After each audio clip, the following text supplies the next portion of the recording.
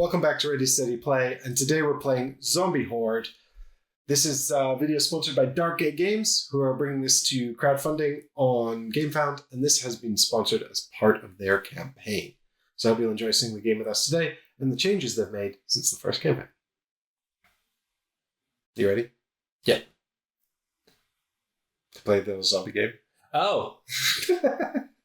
Yeah.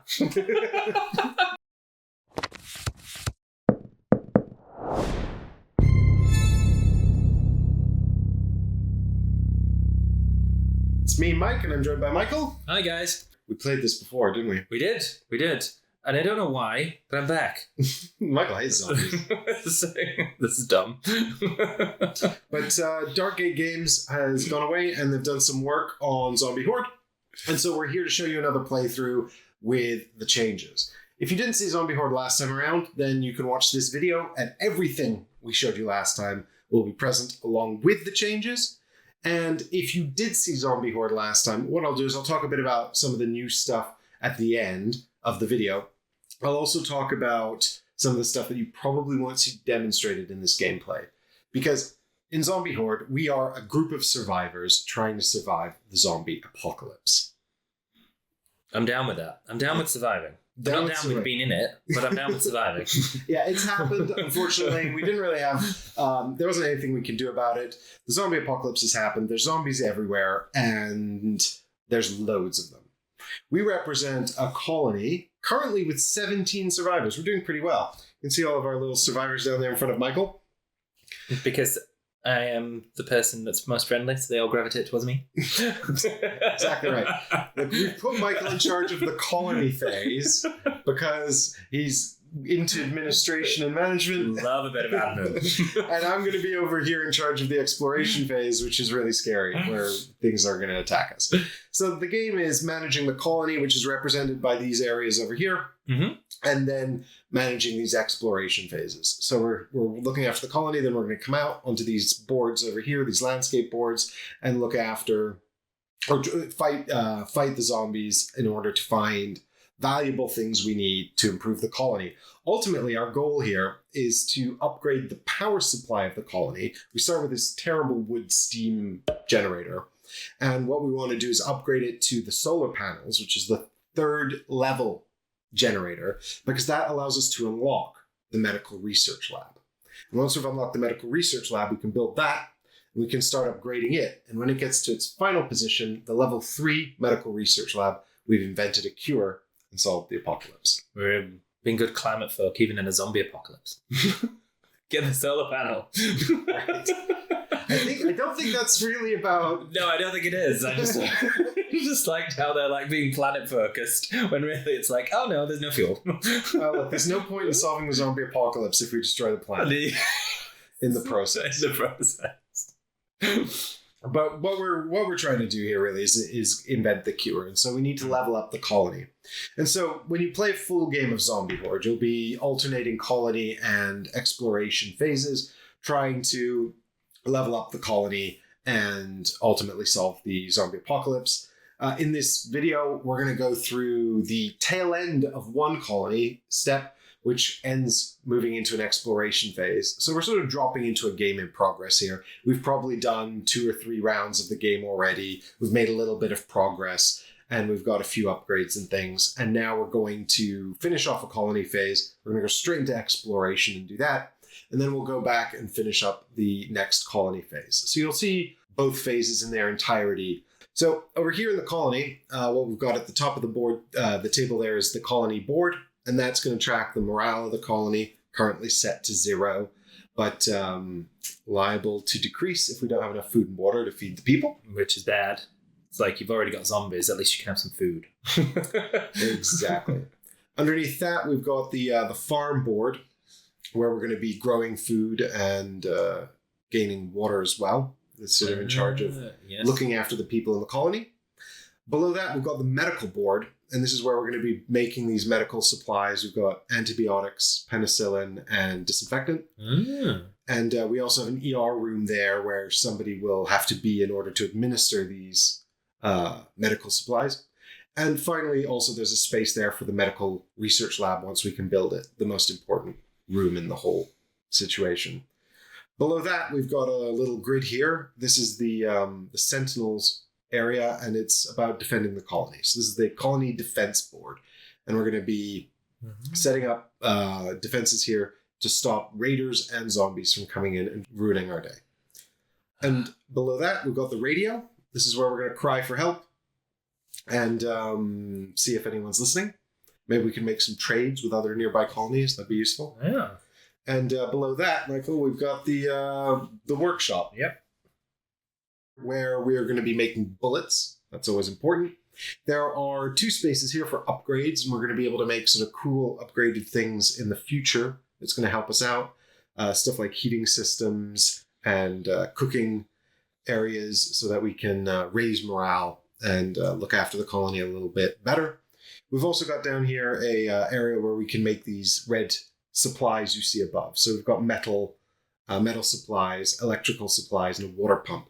And these are emergency tools needed to fix the colony in case something goes wrong. You know, we have a water leak and start losing our precious water. We don't want that to happen. No, absolutely not.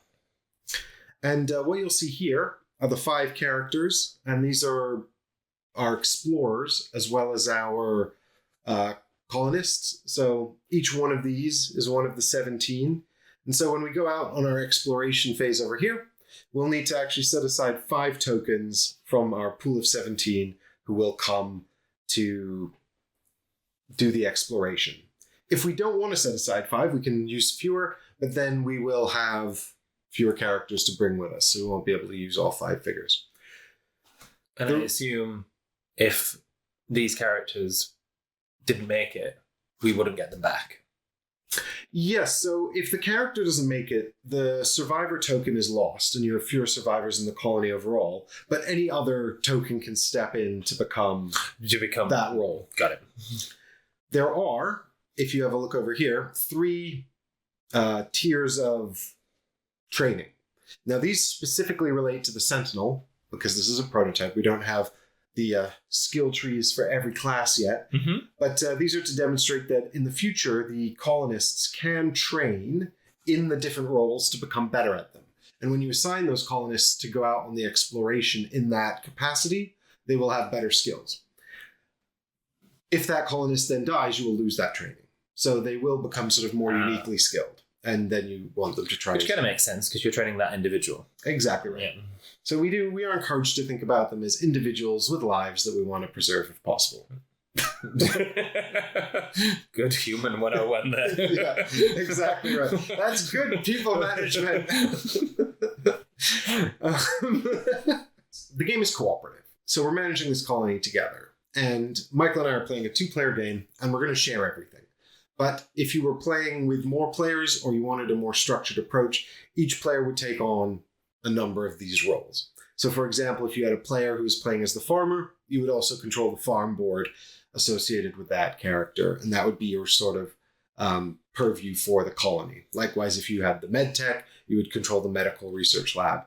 And every colony phase, the colonists will be divided up equally between players, and then you can assign them to your characters, to your areas, or you can give them to other people as well. So they're completely flexible. They're not locked into any area, but there's just a little bit of sort of chit-chat around where should we put them? What should we do with them? How should we run the colony this round? What's our top priority? So we're beginning from step 9 of the colony phase. And the first thing we're going to do in this step is assign all of our 17 folks to their different positions in the colony. Mm-hmm. So they would have all come back to us now, and we'd be debating amongst ourselves where they go and what they should do. But I'm probably just going to boss Michael around like that. So I think what we can do first is we want to bring all 5 characters with us on the exploration, right? Well, that makes sense to me. Yeah, so absolutely. Let's go ahead and put 1 survivor on each character. This means that somebody's stepping into this role for this mission. And cool. if we had any of the specialist trained people, we could assign them to the roles now and get those benefits, but we don't. They're all equally untrained, amateur. And someone's going to feel left out if they don't all go. So I think all of them should. Very thoughtful. Good.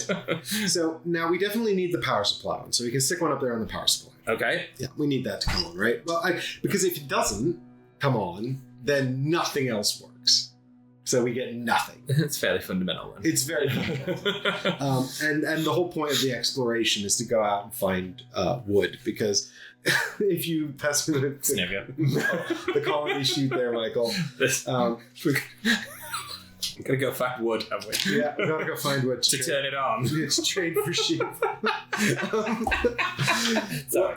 What we've got here is the colony, the storage register. This is where we're keeping all the various goods we'll find on our various missions. And as you can see, we have 0 wood, which is the thing we need to turn on the generator.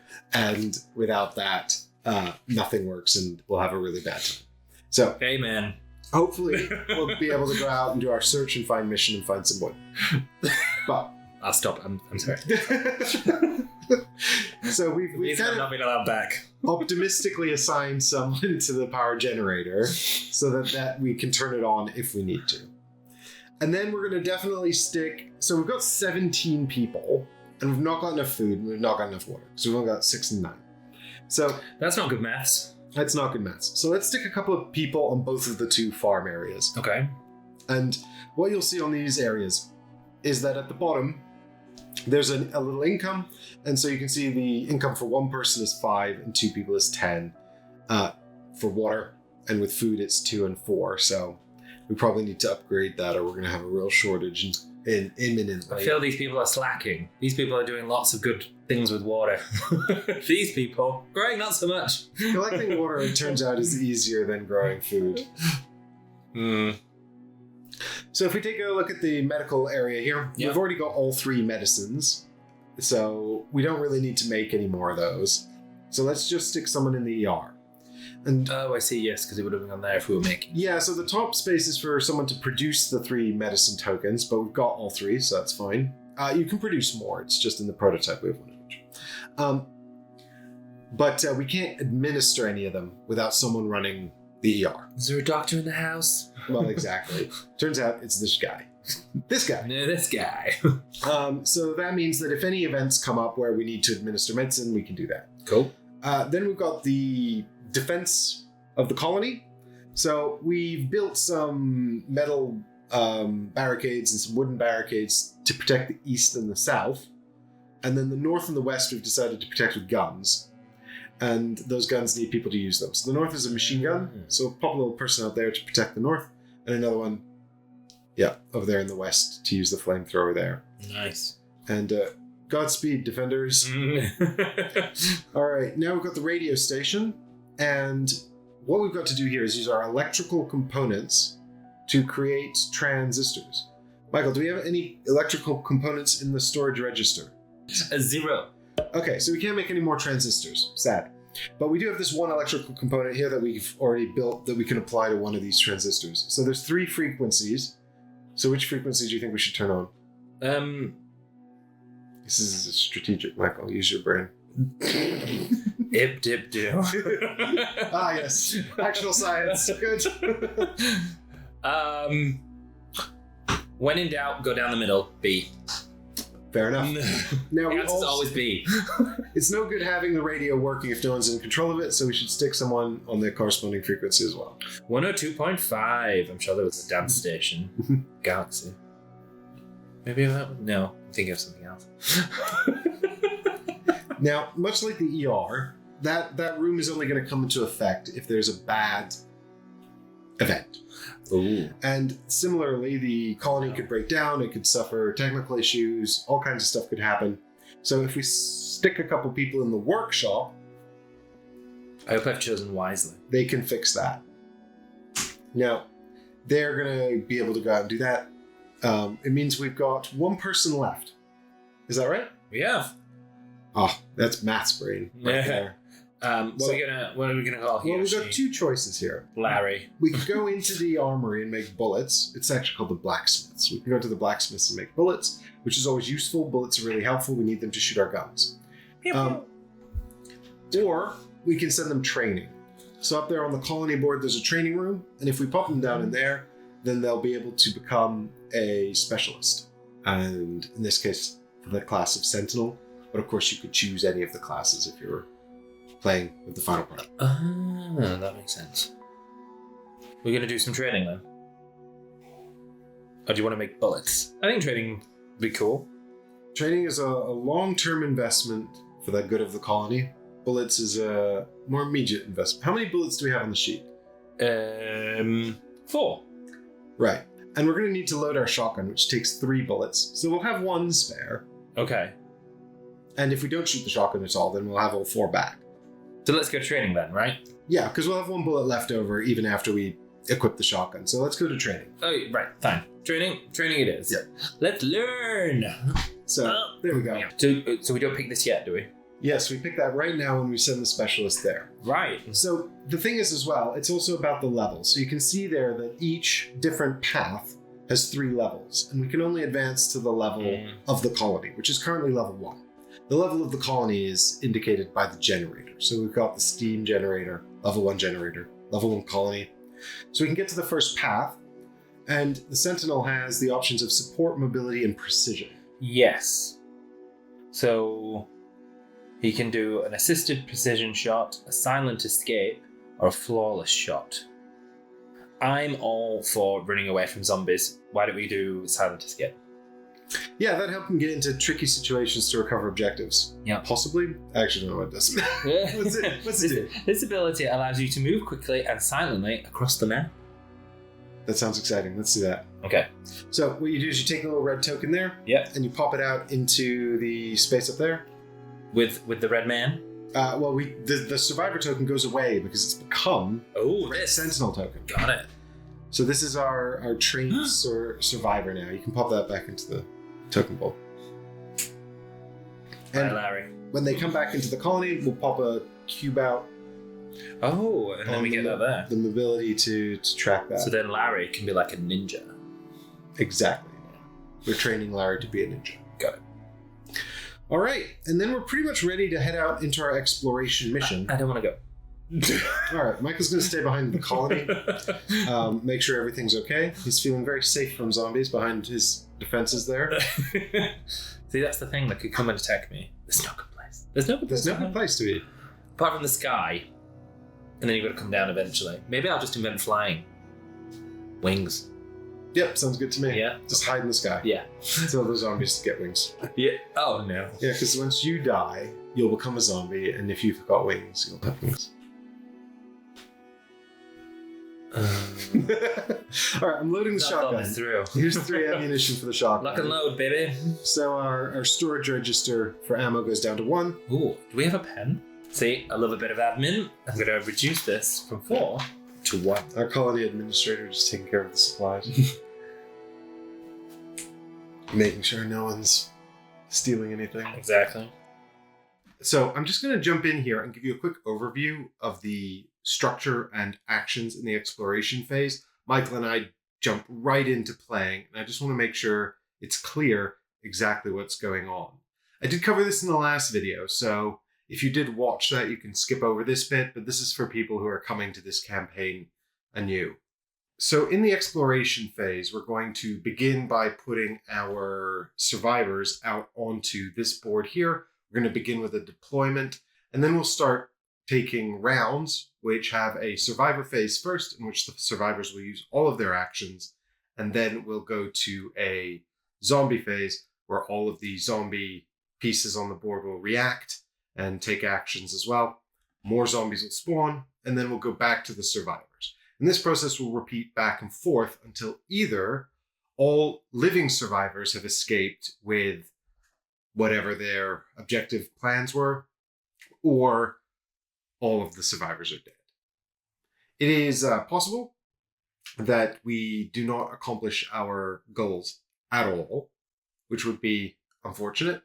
So the objective here is to get in and get out, but if we don't recover the 3 objective tokens, which you'll see here, the green one, the blue one, and the red one, then it will have been pointless. It will have been a risky mission in which we put our lives on the line for no material gain. So we're going to start with the deployment, which you'll see in the video, and then we'll do the survivor phase, in which each survivor gets 3 actions. During the zombie phase, survivors also get a reaction, which I'll explain in a minute. So each survivor starts here with a cube on their survivor card, and this is their action tracker. During the survivor phase, every time they take an action, this will tick over one space. They'll get 3, so when it reaches this spot here, it'll stop and they'll be out of actions for this phase. There is also a spot here for their reaction. During the zombie phase, they get 1 reaction, and we'll move the cube over here to show they've used it, if they've used it. Survivors also have the capacity to shoot and fight in melee combat. This is their inherent shooting value here. This shows how many dice they'll get to throw, and what ranges they can fight at, and what numbers they'll need to succeed in order to hit. Down here, this is the exact same system, but for melee combat, so you can see it's only available at range 0. These cards show the stats for the different zombie figures. This is the number of wounds it takes to kill them, and this is the number of hits it takes to inflict a wound. For example, when our farmer here is performing a ranged attack, if it's range 1 to 2, they'll have 5 dice, and they'll throw those 5 dice looking for 4-ups. If they manage to get 4 dice, showing 4 or more, then they will have done a wound to the zombie. If all 5 dice show a 4 or more, the 5th dice will be lost, because that on its own is not enough to do a wound. This won't kill the zombie horde because it has 2 wounds. Zombie hordes are thinned out when they take wounds, so the zombie horde would be replaced with a small horde. Functionally, this is the exact same thing. It's just a more thematic way of denoting that the horde has been half destroyed. The game also features mutant creatures that use this exact same system. These creatures have a name that indicates what they do. They still take hits, they have wounds, they have movement, and they may have occasional special rules. This is the symbol for climb in the game. It just means you can climb levels of buildings. Survivors have this symbol as well, as you can see over here on the farmer. Down here is a special rule that applies to this mutant creature. So this tells you how it is distinct from other zombie creatures. The runner, for example, is very fast. This is also reflected in its inherent stats. There are 6 actions that a survivor can take, each costing a pip. So we'll take a look at those now. So the 6 actions are move, climb, pick up, trade, and combat. A move action simply sees a character moving 1 space orthogonally. And a climb action is the same, but up a single level of wall. In order to climb, the character must have the climb symbol shown on their character card. This also applies to zombies. Unfortunately for the farmer here, characters cannot climb double level walls. These are impassable. The same is true for zombies. Pick up simply means to pick up something that's in the space with your figure. In this case, we're going to pick up this objective token, and that's stored on the character's board. When you're in a space with another character, you can also trade with them. This could be a token that you've just picked up, or it could be a gun that the character is holding. If for whatever reason you want to drop an item, that's just placed into the space with your character. So combat, I explained a little bit earlier about how that works. What we're going to do is we're going to check the range of the character to the target, and then we're going to check how many dice they're going to get and what results they need to score hits. We're then going to check the number of hits against the resistance of the zombie and see if we can wound it. Now, it's quite difficult for most characters to do wounds all on their own, or ideally wipe the zombies off the board. So you can do what's called a combined attack, where multiple characters spend actions in order to trigger simultaneous attacks and pool their collective hits. Range is always checked orthogonally. So in this case, the farmer and the medtech are at range 2 of this zombie horde. 1, 2. They decide that they're going to do a combined attack. So we can see here that the farmer's range to attack is 5 dice, looking for 4s. And the medtech's range to attack is 6 dice, looking for 5s. So the farmer will throw their dice first, looking to get hits. The medtech will do the same, and afterwards we'll add all of those hits up and compare it to the resistance value of the horde here. For every 4 hits that are achieved, the zombie horde will take 1 wound. This means that any hits over 4 and below 8 will be wasted, and any hits over 8 are also wasted because the horde will be destroyed. Neither character's attack could kill it by themselves, but collectively they could. Any number of characters can participate in a combined attack, provided they all have line of sight and range to the target enemy. When this happens, first spend all of the actions, and then decide which order in which to resolve the attacks. This is important because any excess hits or any actions that are no longer necessary cannot be recovered. That's wasted. You must decide how much you want to commit before resolving the attack. In the zombie activation phase, there are 3 steps: movement, attacks, and spawn new zombies. First, during movement, all mobs will move towards the nearest survivors, stopping if they reach the same space. During attacks, any zombie figures that have made it into a space with survivors will kill all of them. Then, we'll draw a card from the zombie spawn deck and spawn new zombies. In order to prevent everybody dying by being reached by zombies, we must consider 2 things. First, we shouldn't put them in range of too many zombies because they'll get overwhelmed and killed. The second thing is we do have these reactions that I mentioned earlier. These are a way to prevent everybody instantly being wiped out because we don't have any hit points or anything like that. So if at the end of the zombie attack phase, the zombie's alive in a space with survivors, they're all dead. In this example here, the zombie horde moves 2, so it could reach the farmer and the medtech. It could also reach the fixer and the signal corps. Because it's a tie, we can decide. So we decide it moves 2 spaces forward into this zone.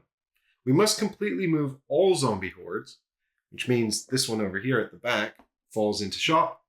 And now we progress to the zombie attack phase, where this zombie horde is going to attack these 2 figures. We must spend reactions in order to save them.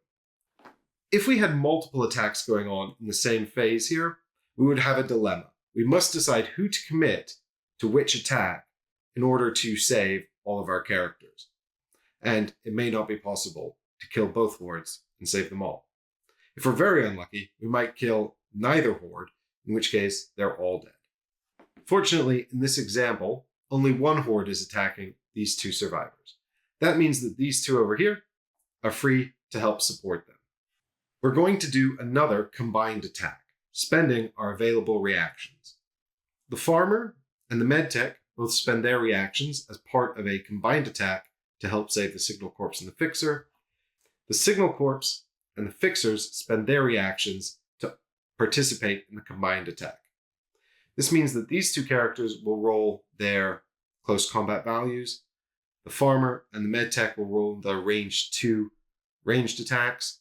And then we'll pool all the collective hits and hope for 8 or more. If we get any fewer than 8 collective hits, the horde will survive, and the signal corps and the fixer are goners. Good. All right. And so now we will go out into a mission, an exploration mission. There are 2 types here in the prototype. There is search and explore, and also fight and resist. And these 2 types will demonstrate different scenarios. So in search and explore, we're going into a sort of an abandoned area where there are potential resources for us to recover and bring back. And in fight and resist, we've already done that, but on the way home, there's been an incident and we're pinned by zombies and we have to survive oncoming waves of them long enough to escape back to the colony with the goods we've already recovered. In this instance, we're going to do search and explore, and we're going to try and find some wood. So here we have the search and explore scenario card. This is telling us how to set up the map, where everyone starts, what's going to begin on the map. So you can see there's a spawn location here. It's showing us all the different buildings and how to set them up. And there's an exit up here. The 3 objectives are the colored circles, and so we're going to try to collect those tokens and then escape over here, surviving the zombies. We've got a couple of red H's there to show zombie hordes that start on the map, but more will spawn all the time. So we've got 2 spawn spots down here, and so we're going to take our 5 survivors, we're going to put them out here, and the only restriction here is that we have to have at least 1 in each location. Blimey, we're off. We're off. Now we have two survivors. Sentinel. The Sentinel and the Fixer who have this action transfer ability that works well when they're together. So they make quite a good team, I think. Also known as Shake Your Hands. Shake Your Hands move. Yeah, let's stick them together. They've also, well, we need to come up with a game plan. So let's take a quick look over here. And what we can see here is that we've got the 3 objective tokens. So we need green. There's our wood. Green is absolutely vital because it's got the wood in it. Everything else is a nice to have. It's always good to get more stuff, but green has the wood, which is essential because without that, we can't start the generator. Oh, we can get wood early. Yeah, so fortunately, the wood token is closest to us.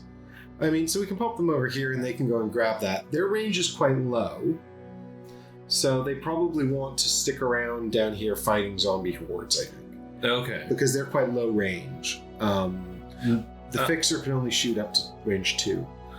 So do you want to put them there then? Well, if we're sending them to get the green token, this is fine.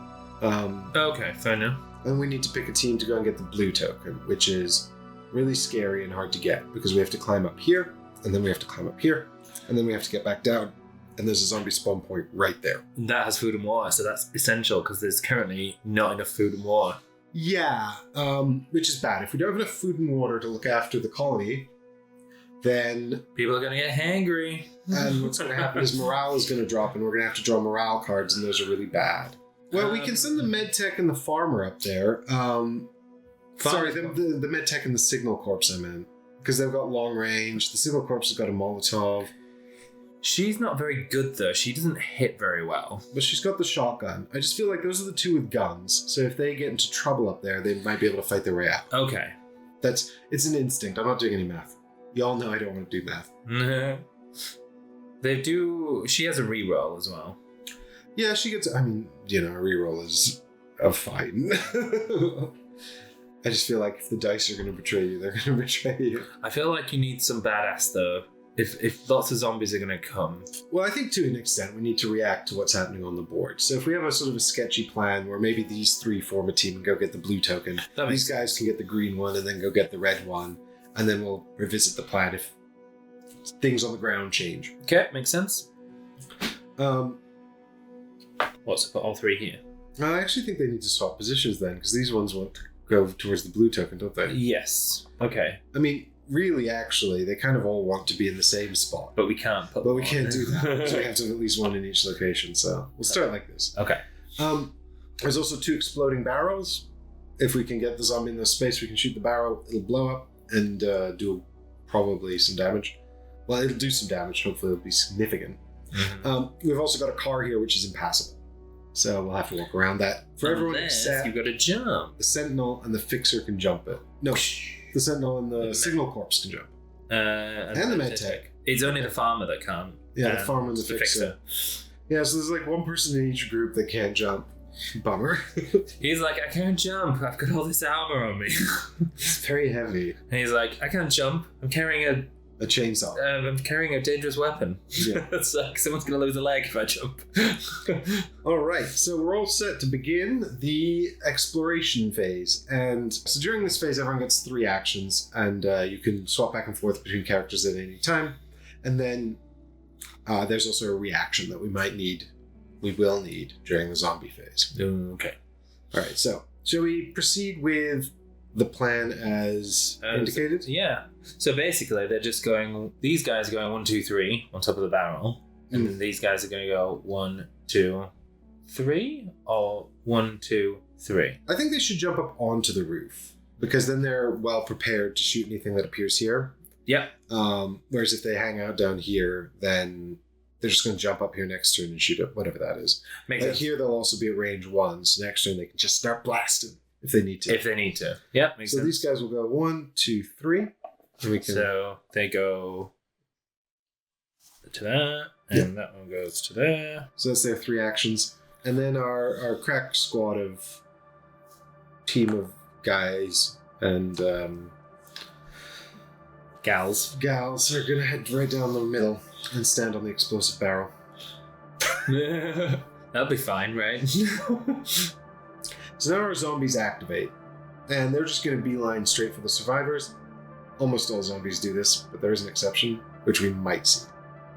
We might not. Who knows? Depends what we're doing. So these ones are going to go 1, 2, because they can't walk on the car. They travel 2 as well, don't they? The hordes. Well, we've got the Horde card right here. We can have a look and see. So, here we've got the Horde. Horde moves 2. It takes 4 hits to do 1 wound, and it's got 2 wounds. Right. So once we start blasting, we'll explain how that works. Cool. So we've moved that Horde, and then this Horde moves 2, I assume, as well. Yeah, and we've got a choice here because they are 1, 2, 3, 4, 5, 6, 7. 1, 2, 3, 4, 5, 6. Actually, they're moving towards these folks, but it's 1, 2, 3, 4, 5, 6. 1, 2, 3, 4, 5, 6. They've got multiple routes, so they can either stumble forward 2 spaces and fall off the roof, or they can move forward and to the right, or towards the bank, which would put them here. I think let them fall. My preference, I think, would be make them fall off, because don't we want to be here to order to jump up? Yeah, I think that's right, and yeah, I think we can probably just have them fall off the roof. It's quite difficult for the Hordes to get back onto the roof, so yeah. I mean, I'd quite like for them to break their necks, but they're already dead, so it doesn't matter. Yeah. So they're just gonna go 1, 2, and fall down into the ground below. Oh no, they're coming for us. It's okay. So now we would do zombie attacks. This only occurs if zombies are in the same space as survivors. None of them have gotten close enough to us. So we have to reveal a card from this deck, which is going to show us where more zombies are going to come and spawn. Great. We're going to use the green column because we're a level 1 colony. At level 2 and 3, you'd use yellow and red. So we're going to get a new Horde on 2 and 6. So where's 2 and where's 6? So 2 is here. 2's right here. Uh-oh. Our crack team has already got their work cut out. The 6 is right at the back. That's a problem for tomorrow. Alright, there we go. That's not the end of the world, because it's not there, and it's not there. They would have probably been the 2 worst. Probably, yeah. 5 is probably the worst. Yeah. Which means it's probably going to come next time, isn't it? Probably. But that's the end of the zombies' turn, so it's back to our turn, so you can reset all of our actions. So we can only use a reaction if zombies have made it into the same space as the survivors, and then we can react to protect them. But if they don't, then we don't use our reactions. We can do any person that we like, can't we? Yeah, so we're completely flexible. I mean, I think there's about 5 actions we can take in the game, which is basically move, shoot, pick up stuff, climb up things. Everyone can climb. I haven't seen actually any survivors that don't have climb, but they might exist in the game. But that's a little icon on the player boards. We've all got climb. Some of the zombies have climb. The Hordes become horrifying pyramids of zombies and climb up each other, which we'll definitely see happen in due course. Grim. So why don't we start with these 2? Because they're all going to move 1 anyway to here. Yep. So that's 1 action and 1 action. Yep. And then one of those has got to pick up the green totem. We get our wood now, which is great. Well, we're gonna pick up the wood, and then we need to escape with it. Yeah, semantics. Don't worry about that. Don't worry about escaping. It's fine. So who's good at range? Well, the Sentinel has slightly more range. The Fixer can't hit anyone from here, so he might as well use his action to pick up the token. That makes more sense then. Yeah. So there's our Fixer. Grabbing the token here. Can we jump down? And would they still get us? I can't quite see from here. Yes, this would get us, wouldn't it? Yeah, I think we need to kill one of those Hordes, but fortunately we've got all our friends to help. Yeah.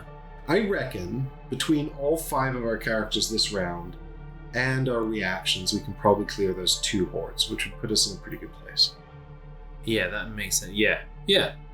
Because then we're all right. We've freed ourselves. I mean, something might come at 5, but it means we've got rid of the immediate danger. Yeah, exactly right. So I think probably these 2 should jump down so that the Fixer is not completely wasting his action. Yep. And so we want to keep them together so the Sentinel can benefit from the action transfer ability. Oh no, he won't be able to benefit because they're not both attacking. Oh, that's a shame. Yeah, but at least the Sentinel can help with an attack. Yeah. Alright, so... is it better to shoot from here that he does get it then? And then they can both jump down? Well, the fixer would still need to be able to perform an attack, and he can't because he's out of range. Oh, right, got you. Yep, doesn't make any difference then, does it? So action transfer is a skill that they both have. The shaky hands. The shaky hand skill.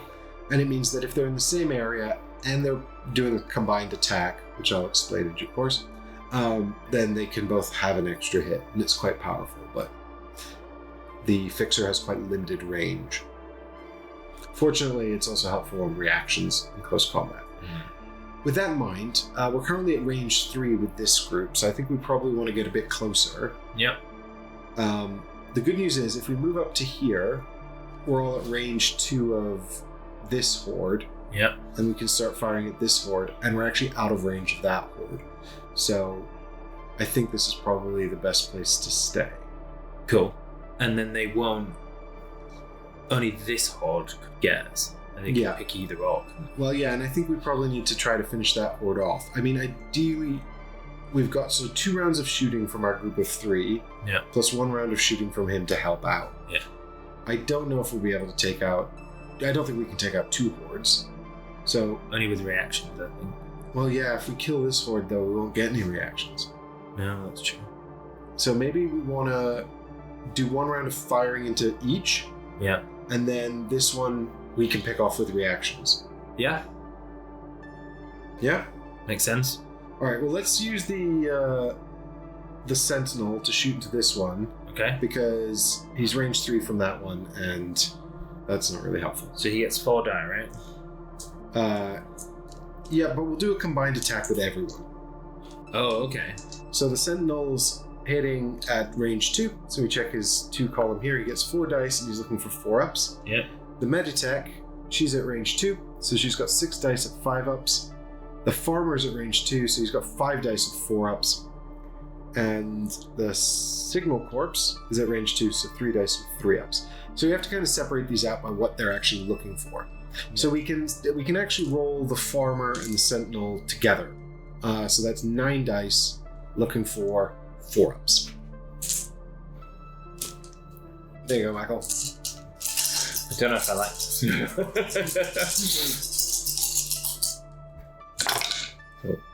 We'll pretend that was in the tray. Yeah. For your benefit. There you go. So that's 1, 2, 3, 4 hits. So we'll mark a 4 here, and you can reroll one of them. No, it's Nope. And of course, if you were playing with 5 players, or even 3 or 4 players, more than we're playing with, each player can roll dice for their characters. We were just, playing all 5 of them, so we're doing it like this. Cool. So here's 6 dice for the Medtech, and she's looking for 5s. 1. So this ticks up to 5, and then you can have a reroll as well. Ow. 1 more. Hey, that's good. So that's 6. All right. So the sniper. Is it the sniper? No, it's who is it now? It is the sniper that's left. So they've all taken 1 action to move, haven't they? So they've taken another action to shoot now. Yeah. And the Sentinels also. So the sniper is the last one left. You've got 3 dice looking for 3 ups, and if you can get 2 of them, then you will kill it. I need 2 here. Yep, that would be great. Of 3 ups. Yep. Yes. Nice. So there's 2 there. So this takes up to 8, and the Horde is killed because if you take a quick look here, it's got 4 hits is the threshold. So 4 hits twice does the 2 wounds needed to take out the Horde. Bye-bye. The Farmer, the Medtech, and the Signal Corps all have 1 action left. Yeah. They could move closer towards their goal. It's risky, because if we did, that Horde would get us. Now, everyone in the space, everyone in the area would get a melee attack, and we could also have support fire from Signal Corps and Fixer. Because they're in range. Yeah, because they're in range and their line of sight isn't blocked. I mean, to be fair, we actually did pretty well there. We're generally a bit weaker in melee combat, but I think with everybody's reaction, we might be able to take out that horde. Because this is a game a bit about efficiency, right? If we play it too safe and we don't keep pace up, we're going to get overwhelmed. Yeah. And I suppose that's the point of having the reaction. Yeah, that's the whole point of having the reactions. Like, if you don't try to use them, then you are going to get overwhelmed. Exactly. They're not just a last resort. You need to sort of, I think, plan around them. Yeah. And then they are closer to getting up on the roof, aren't they? Exactly. But it's a risk. So we're going to take this risk, right, Michael? Move up here. I'm very risk averse with zombies. So, but yeah. I'll follow you. I don't want to go. Yeah, big risk, big reward. Let's go. Fortune favors the brave, right? Exactly. All right, we're all out of actions. So we're going to start with movement. And we're going to have... We can activate the hordes in any order. But we might as well start with this one to move 2. This one's also going to go either... Oh no, one skip closer actually. 1, 2, 3, 4, 5, 6. 1, 2, 3, 4, 5, 6, 7. So it's going to go 1, 2 like that. And then we've got this one, which is going to go 1, 2. So now we've got a zombie attack. We need to kill this horde. If we don't, all 3 of those characters are dead. If you ever end this attack phase in a space with zombies that haven't been completely killed, everybody dies. This is very triggering. Yeah, there's no health, there's no hit points, there's no rolls, you're just straight dead. So, but the good news is we've got lots of characters, and everyone's going to hit on this horde, and we're just going to do a big combined attack with everyone's reactions because they're in range, they're all in range, so we can just do a huge combined attack, and I believe we'll be able to wipe it out. Oh god, I hope so. Oh, I think so. I think we'll be fine. Why are they walking backwards? Because they're dumb. They're not very smart. I shouldn't be... Sorry, I'm judging. I'm being mean towards zombies, thinking they're all dumb. It's not very inclusive. What was it? Was it the third George Romero film with the smart zombie that leads the attack on the Citadel? Oh, I don't know. Yeah, you wouldn't have seen that. You don't. Absolutely not. Absolutely not. Actually, I think it was the fourth George Romero one because there was the original 3, and then is that Evil Dead? No. It's the Night of the Living Dead, Dawn of the Dead, Day of the Dead, and then the fourth one. I can't remember what it was called. All sound horrific. Why would anyone watch? Oh, they're great. No. The second one especially is really, really good. Right. I'll take your word for Yeah. it. So, and it's the 70s, so all the zombies are like white paint, and really like kitsch. Let's do a big combined attack. Bam, bam, bam, bam. 5 reactions. Bam. Bam. Okay. There we go. All right, so first let's just check for commonalities on the dice. So we've got Farmer in combat's 4 ups, Medtech in combat's 3 ups, 4 ups for the Sentinel, who is not in combat. So the Sentinel's actually on 4 ups. Signal Corpse is 3 ups. No, he's in combat, so still 3 ups. And the Fixer's at range 1, which is 3 ups. So we can start with the Medtech in close combat. So they're all 4, right? No, the Medtech is 3s, and the Sentinel is 4s.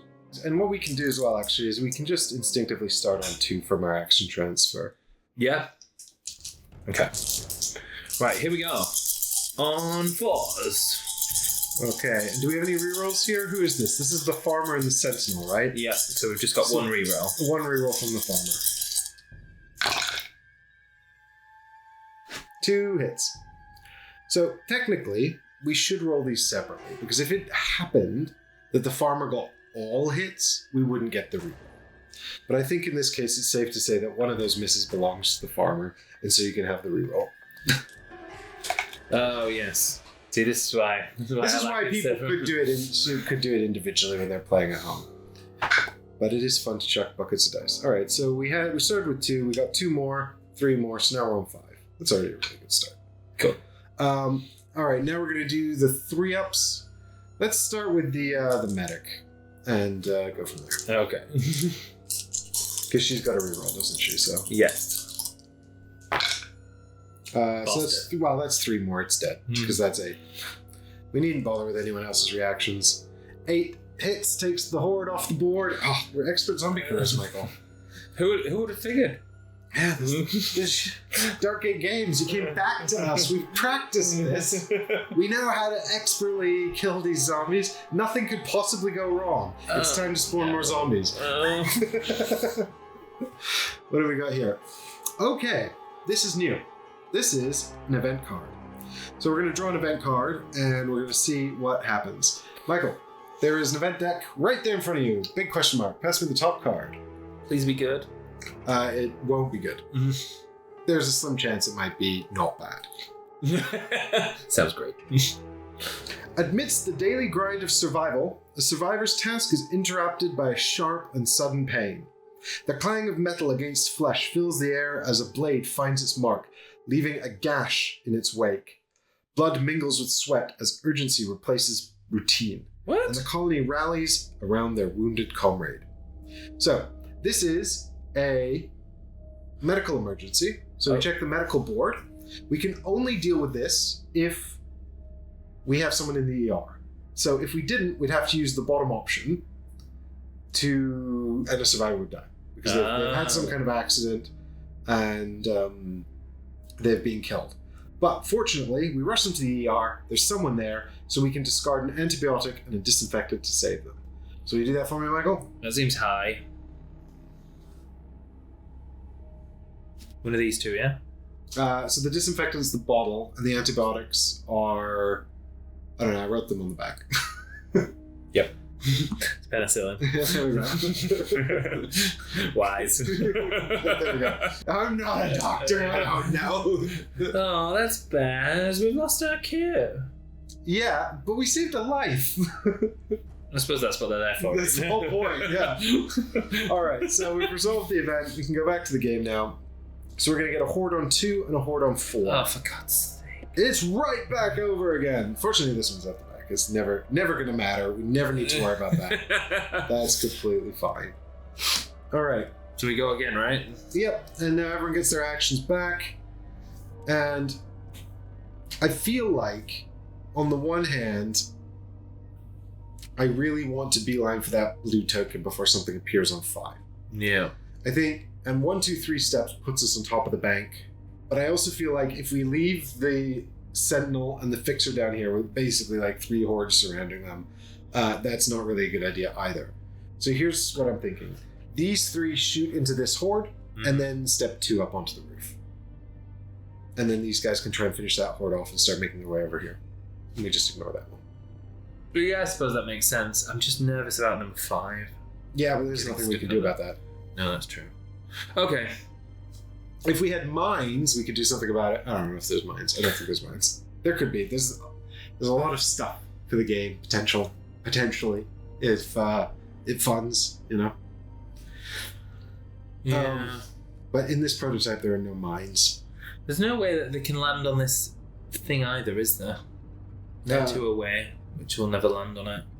Well, if the Fixer and the Sentinel stay put, no one's going to get to it this round. No, I don't think. I don't think they can either because of the way the maths work. Yeah, because they always move 2.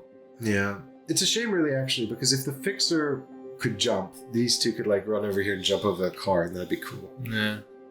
I mean, I don't know if it'd be helpful, but it'd be cool. All right then. So, do you want to shoot this first? Yeah, I think because we're at range 1, it makes sense to just like pile some bullets into it, right? So, 5 on 4 ops. Do you want to do each one separately? I'll do these. All right, here we go. This is the farmer then. So Yep. Will you pay an action for me? Yep. So that's 2, plus I've got a reroll. And 3, dude, is on 4 ups. Oh, is he hitting on 4 ups? Great.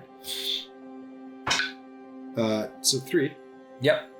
Which not bad. Not bad. And then the medic is 5 dice on 4 ups as well. Is she just on 6? Oh, 6, sorry. She's always so that's another 3. So that puts us on 6. Yeah. Does she have a reroll? She also has a reroll. Alright, let's go. 50-50. Let's go! Yes. So now we're on 7. Yeah. So we just need 1 hit from our sniper. I think he can manage. And we're on 4 on... No, that's the Sentinel. Oh, yep, sorry. Sniper. 3 on 3s. Yeah, he easily finishes off the horde. So that's good. That's taking that off. That's great. Nice. All right. Good dice rolling. I'm an expert. So that's the action for his shot as well. And then these three just move together up to the top of the building So here. that's all them They're all done. done. Yeah. And then I think with Sentinel and Fixer, do we think we can take out a Horde using 1 round of shooting plus also a reaction? Because these guys are out of line of sight now, so they're not going to be able to help us with this. But if these guys move 1, 2, we could do a round of shooting into them and then finish them off with the reactions. Or do we move just 1 and then shoot at them and then maybe shoot at them again? What's the difference in... See, if you go there, it's 2 away, right? Well, if we go there, actually, it's 3 away and the Fixer can't even shoot. Actually, the Fixer can't attack unless we're in range to be attacked in combat. So... Because the Fixer only has range 2. Yeah, so we have to go 2 if we want to shoot it. With the Fixer, yeah. The thing is, we've got We'll have action transfer. I was going to say we'll already have 2 to start with, won't we? Yeah. And if it then reaction, we already get 2 as well. So yeah, I think that makes sense. All right. Because it only needs 4. So Yeah, each so we time just we need to attack get... it, Each time we attack it, we just we need need to get 2. 2 on the dice. Yeah. Yeah. All right, so they spend 2 actions to get close. And then they spend their final actions to do some shooting. Yep. So the Sentinel is at range 2, so it's 4 dice looking for 4 ups. Yep. We start on 2 thanks to action transfer. Because they're attacking together. Yeah. Oh, it's dead. Great. Is it? Oh no, it's not dead, sorry. I mean, he's taken the first wound, is what I meant, actually. Yeah. But we're on 5 now. And then it's the Fixer. He's at range 2, so he's got 5 dice looking for 4 ups. Yeah. Is there a world here where we just kill it? That'd be great. That'd be great. Sadly, no. It's 1 more. So it's only at 6. Yep. Sad. So what happens then? It just turns into a... So we do 1 wound on the Horde, and the extra 2 hits are unfortunately lost because they're not enough to make another wound. Wang. So when a Horde loses 1 of its health, it becomes a small Horde, which is functionally the exact same thing, but slightly less.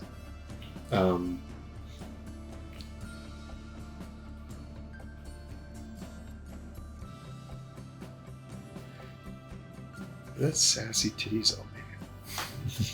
Them titties. Oh, yeah.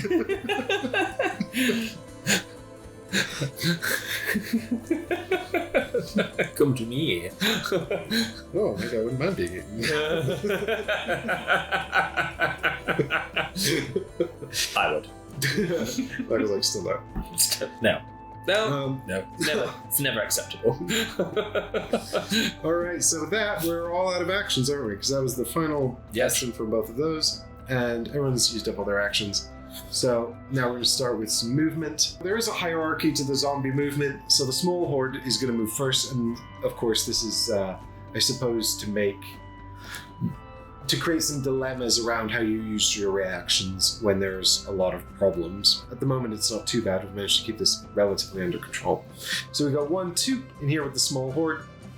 This horde is going to go 1, 2 across here, and this big horde is going to go 1, 2 across here.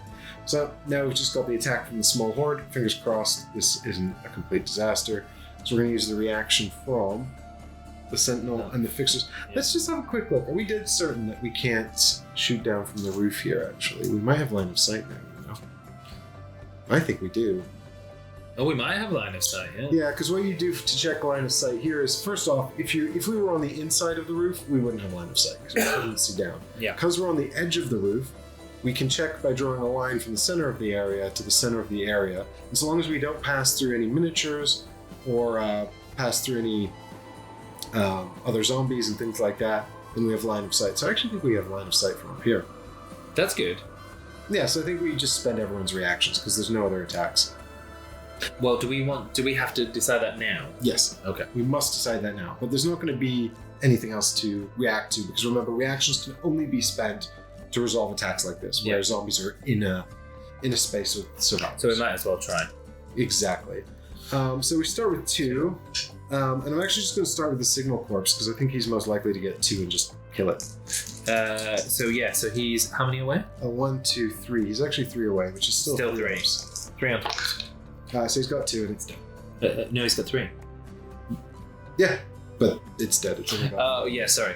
Yeah, so he's got 5. It's totally annihilated it. Yeah, he's just like, completely annihilated it. And everyone else didn't even need to be there. Yeah. Done. Good. So we've saved our team, and now we're going to check the next. Thanks, Signal Corps. So we've got another event and also a mutant creature. So first off, we've got to draw the top of the event card of the event deck, Michael. Not one of these bad boys again. Another one.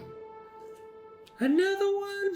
Let's see what happens here. So this is a mechanical issue. In the dead of night, the colony is jolted awake by the ominous sound of dripping water. Oh my god. Panic grips hearts as the realization sets in. A critical water pipe has ruptured, leaving precious reserves to trickle away into the darkness. So you must discard a metal pump or 3 water. And this is again where we have preempted this. So we take one of our guys from the workshop, provided we have the correct resource, which we do have, we can assign them to the water pump, and they can go and fix this issue. So, but we lose our water pump. Yeah, the water pump is spent, so that goes back to the supply. We'll have to make another one. This person is also now resolved for the purpose of the... So they can't go into work. So yeah, if we had another mechanical issue, this person could fix it with either of these. Got it. So that's why we assigned 2. Got it. To cover our backs. Because we suspected something like this might happen. Uh-huh. And now we're going to get another Horde in Space 1. So can I have a Horde? Everyone just needs to do one. Anyone would think it was a relentless Horde attack. And we're going to have a mutant creature number 4. Oh no. That's not too bad. It's all the way over here. Unless it's a Screamer, and then it's really bad. So you draw the top card of the deck to find out who it is. And it is... Oh, it is the Screamer. Why is it always the Screamer? Come on. Okie dokie, so things are going to escalate pretty quickly, and we need a plan to deal with this. Can we have a Screamer, Michael? This is so triggering. So the thing about the Screamer is it calls for its friends. So now we have to draw another zombie spawn card as well. And we can't really ignore this one, because the other ones might come and try and attack us or something. This one's just going to hang out and spawn more zombies unless we deal with it. So I don't know if maybe these two need to backtrack, because I don't think we can ignore it. Alright, so we pop this card out here, we pop the Screamer down here to show that we've got it in play. And then we're going to go and get the Screamer spawn deck, give that a little shuffle, turn over the top card of this to see who the Screamer spawns. Another Horde in position 3. That's not too bad. That's not the end of the work. Can we have one more Horde, please, Michael? But you can see how this now makes things escalate pretty quickly. So, with that in mind, what's the plan? Who's getting the blue token? I feel that needs to be got and got now. Yeah, and do you know what? I think in a way, given that we've actually managed to keep that roof quite clear and we've been lucky with the number 5 spawn point, I think we kind of send just one person up there to get it. Yeah. And possibly the other 2 come down. Yeah, or help with the Screamer problem. Yes. The problem with these guys is they're such short range. So the Screamer has 4 hits and 2 wounds. So it's basically the same of a Horde as a Horde. We desperately need to kill it though, don't we? Yeah, so we can't really, like, I think it was does it move 2 or 1? Only moves just 1 as well. Yeah, so it's really slow. So if we just ignore it, it's just going to kind of be there being slow and problem. Yeah. And I suppose we can't shoot it on the roof, can we? Like if it moves, it can't be shot there at the moment, can it? Yeah, we can't see it at the moment either, really. So, oh, do we maybe just ignore it and beeline for the exit? Where's the exit? On the roof as well. Yeah, so everyone needs to get to this space or this space. Oh, everyone in the same space, or everyone within those 2 mixture? No, they can actually leave friends behind. Yeah. Cool. Okay. Okay. I definitely think just one person needs to go get that. Okay. Well, with that in mind, Do you think... So I think... Should it be farmer? No, I was thinking med person. I'm just thinking she's got the shotgun. We could probably use the shotgun. Maybe. But if we can keep the... I'm just thinking of keeping the bullet. Like, she's the worst of hitting. But it's better if she has the shotgun. Shoots the shotgun. Let's send the farmer up onto the bank to get the token. And the other two drop down? Yep. The farmer... Well, why don't you... I'm going back now. Why don't you make the med tech go up there then? Because if she's the worst, she can use her shotgun to get out of situations. Well, she's not really the worst. She's kind of... I mean, the farmer and the med tech are kind of the same. But she's got a shotgun. Yeah, let's not do math. Let's just send farmer to go get the token. 1, 2, 3. Huh. I'm sure he'll be completely fine. This will never be a problem. And then... They jump down? Yeah, I guess these two jump down. It'd be good to keep them here in case something spawns on 5 and farmer needs help. Yeah. So farmer's spent. Yep. And Medtech and Signal Corps have done one each. Yep. And then, yeah. So now what do we do? Because I kind of, it's really kind of tricky because there's only 2 spawn points over here. And also, once you get this token, it's just 1 step to get out. Yeah. So I'm kind of tempted to just blaze into this and move everyone this way. Yeah. But it is... They're going to land on the... Explodey barrel. Yeah. Yeah, I mean, the thing is we're ignoring the screamer, and that's not great. But we might also be close. It might be that by the time we've gone back and killed it... We're now way away. We're way out of it. Yeah, if it spawned on 6 or 1, that would have been great. Yeah. Or even, I would have even taken 3 actually, but 4 is just so far back. Yeah. Yeah, I think we should just destroy this, get out of here. Okay. We do need to protect him though, because he's I think these two shoot at them. Yeah. And then if they can wipe this out, that enables these two to get a move over here and towards this. Yeah. And then they're also there to back him up if he needs. Fair enough. Right. Yeah. So these two shoot it. I think what we do is probably actually have both of these contribute as well. Yeah. Yeah, and then we'll kill it, and then they can get a move on. Okay. And that'll be slightly more efficient, I think. Use of our actions. Okay. All right, so we're doing 6 dice on 5. 6 dice, looking for 5s. So this is Meditech. Yeah. She does. And we can start with 2 hits because we've got the 2 action transfer characters participating in the fight. Bossed it. Which 3 of them. She's looking for 5s, right? Yeah. So that takes up to 5 already. And she gets a reroll, doesn't she? Yeah. Wow. Okay. Sniper next. 3 dice looking for 3s? 3 dice looking for 3s. Yep. It's dead. Smashed it. Yeah. But again, because we had the action transfer. Yeah. We were already 2 ahead, weren't we? Yeah. So now everyone, they've got 1 action left and they've got 2, right? Yeah. So I think they just go 1, 2 to get a move on that way. They're done. So what do we do with these 2? Do they have a line of sight on this? Can they shoot it? Yeah, they can, because it's on the edge of the building. So they definitely have a line of sight. If they were down here, they couldn't see it. Yeah. But at range 3, 1, 2, it is range 3. I mean, I don't think we're going to do anything.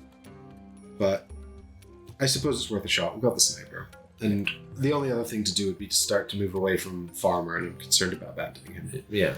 He's already going to have... He's already only going to be there at the end of his turn. Yeah. And these guys are going to be closer and a problem. So let's take a pot shot at them. And if something spawns on 2, at least they're closer then. Yeah. All right, so here's 3 dice for the sniper. So he's looking for 3 ups. Nice. So that's 3 hits already. Yep. And then it's Meditech. She's got 6 dice looking for 5 ups.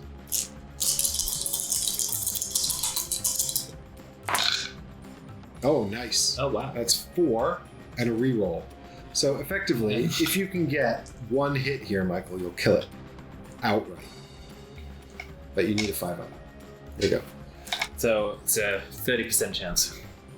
33.3. Go on. 5 or 6. 5 or 6. This is really actually just about believing in yourself.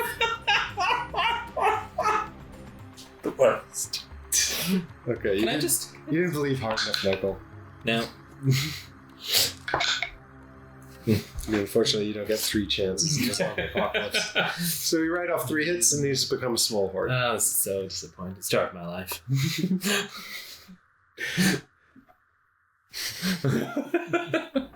So we're all out of actions, and it's time for All zombies to out activate. actions. So actually, what's going to happen now, though, is unfortunately these guys aren't going to walk onto the barrel because they're closer to these two, so they're just going to come down here. That's unfortunate. Yeah, but these are going to move up to here. This one's going to go 1, 2, I think. So 1, 2, 3, 4, 5. 1, 2, 3, 4, 5. Actually, they could end up 1 here or here. So I think this is better because the car's not blocking line of sight. Oh, yes. I was going to say, no, make them hide. But yeah, if we want to shoot them, yeah. And then this guy's going to go either 1 to here, 1, 2, 3, 4, 5, 1, 2, 3, 4, 5. Yeah, so 1 here, 1 here. Might as well put him there, I think. Yeah. I don't think it matters too much, but that feels a little closer. Yeah. Even though it's... No. Well, what's good about this is he's on the edge of the building, so we have some line of sight. Yeah. All right, and then we're doing some spawning. Not good. Another event. Event card, please, Michael. Event. It's another event. Can we not? We'll just skip it. As darkness falls, undead horrors crash against the colony's defenses. Sinister moans fill the air as dark figures loom, trying to breach the kitchen side. So you can see this is a zombie assault, and the direction is west, and it's strength 5. So yeah. So now we're checking the colony, and that's where the flamethrower person is. So we're going to activate the defenses there. So for flamethrowers, the defense is 2 times the number of fuel we can spend. We've only put 1 fuel out, so we spend 1 fuel for 2 defense. Okay. So if you kindly do that for me. Yeah. Now we check this against the strength of the attack, which is 5. And you might notice here as well the Sentinel symbol. This is just telling us that this is part of the Sentinel's purview. So the strength of the attack is 5, obviously more than 2. So we take the 2 away, the strength is now 3, which is not 0, so the attack succeeds.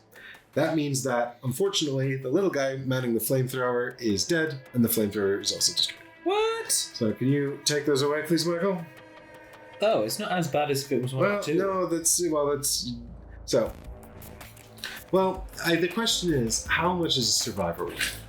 Because now we're going to check the thresholds down here. So everyone on the defenses died because the attack was successful, and the tokens are destroyed. And now we're down here on 3 to 4. So we have to discard another survivor and also lose a food. If we reduce the strength of the attack to 1 to 2, there's 2 food and 2 water. Oh, right. I see. So someone else is dead. Who's going to die? Uh-oh. I think we probably lose the person in the ER or the workshop. And I hope we don't get too many more events. Oh, God. I think probably the ER, right? Because we're almost out of goods there as well. I suppose there's 2 of those compared to 1 of those. Yeah, so... But we need the doctor in the house. That's all right, we'll find another doctor. Sad. And then you can cross 1 food off of the colony storage there, Michael. Okay. And that's that. Zombie assault resolved. So things are happening at the colony while we're away exploring. This is very upsetting. And now we're going to get a new mutant creature here on position 3. And the new mutant is... The jumper. The jumper. So the jumper's got 3 hits and 3 wounds. It can climb, it can jump. Jump. It moves 2. And when attacked, before you apply any of the hits that you've rolled, you roll 2 dice. And if you roll doubles, then the jumper dodges the attack entirely and just hits it home. God. So that'll never happen though. That's so... And then a horde on position 5. Oh no! It's alright, it's fine. Don't worry about it. I hate this one. It's triggering in so many ways. If we get another horde on 5, we're in real trouble. But that's not going to happen, is it? No, it's on 1. 1. That's not great, but it could be worse. There you go. All right, things are getting a little out of control. I'm feeling a little less safe. No. I mean, So, everyone goes back. So I think the farmer, get him down. yeah, I think the farmer joins the medic tech and the sniper. Yep. And then they kill the minor horde, and then are we just going to rely on them to kill the major horde with reactions? Because it's going to drop on their head, isn't it? It's going to drop on their head. And there's no way the farmer can get away. And they can't move. No, the farmer would be left on his own. Yeah, I mean, he could stay up there, and that would form a pyramid, but it doesn't. Then it's still, we've got to get him, haven't we? He's got. Yeah, although he's just going to get stuck up there. Yeah. So I think we get out now. So he's going to move 1, 2, 3. He's like, I got the stuff. There's zombies everywhere. Okay. We're like, we know! We know! So I think the real question is, does everyone else just guns blazing? Because I'm concerned that if they move further this way, they're not there to use their reaction against that horde. If they stay there, like, they can shoot at this one, or this, they can shoot a little bit at this one, it won't matter. Yeah. It's too far away. I feel a bit like, basically, we work on this one, then when that drops down, we've got our reactions for that one. Yeah. And then next turn, hopefully we can all kind of regroup and move up there. Yeah. Sound like a plan? That sounds like a plan. He's probably designed this specifically, but I feel like these things that only move 2, they're never going to sit on a barrel. Well, what we need to do is we stand on the barrel, then when it moves into our space and kills us, next turn our friends can avenge us by shooting the barrel. Yeah. Brilliant. Just give up your life in the name of barrel. Yeah. Cool. All right then. So, what do you want to do first? This one? Yeah. I mean, I think possibly Meditech and Sniper can take that out alone. Yes. And if they manage to actually do that, oh no. Well, yeah. If they manage to do that, they could maybe use a move over here because everyone will still be in range to react to that. Yeah. The key is just to not abandon Farmer because he's going to get attacked. Yeah. But yeah, we need to take this off because otherwise he's going to be hit by 2 hordes, and that's no good. So do you want to do Signal Corps first? Well, we're doing them together, so make sure you spend both actions. So here's 6 dice from Meditech. Do you want to roll this one? Yeah, you can roll it. It's 4 ups. 4 ups. 4 up. You can do it, Michael. I believe in you. 4 ups. That's 3. Nice. And you got to reroll. Cool. Right. Please, I just need 1. Yeah, she's done it all on her own. So now we wasted the sniper's action times. I just feel like Meditech has been so consistently disappointing. And my dice rolling is bad. Yeah, we need the insurance policy. Okay, let's do. Do you want to snipe? The sniper can get this? Yeah, but he can't wound it. He needs 4 hits. His gun's not strong enough on its own. Okay. Someone else needs to help, and no one else has rate. 1, 2, 3, 4. So actually, Meditech could shoot the shotgun. It would be 5 ups with 4 dice. She'd need 1 hit, and then they could do a wound to it. And how many does it have? 2. It's one of those where it's like, is it worth it? Because we're running away, aren't we? So we're not going to shoot it. I mean, yeah, we're trying to get out. I do think it's probably worth it to kill it if we can, but it is quite a long shot. Yeah. Do you want to wait and see how badly these might whiff this? Yeah, let's go. Let's move over here and resolve this situation. Yeah. Because it might go horribly wrong. Okay, so let's start with our 2 here. And this is Fixer and the Sentinel, and they already start with 2. So this is range 2. So here's from the Sentinel first. You've got 4 with 4s. Yep. And that's 2. Yep. Statistically completely average. Yep. And then it's Fixer, who's got 5s looking for 4s. Yep. Just 2. This is sad. Yeah. Does he have a... It doesn't have a reroll. Neither of them have rerolls. Okay, so we've made it into small horde. Yeah. Shame. Yeah, that's fine. We'll just do it again. Okay.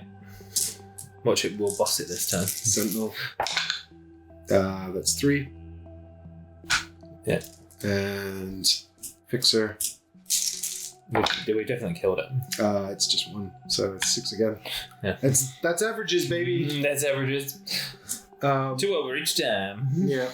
And then we've got 1 action left. If we advance towards the horde, it will get into our space.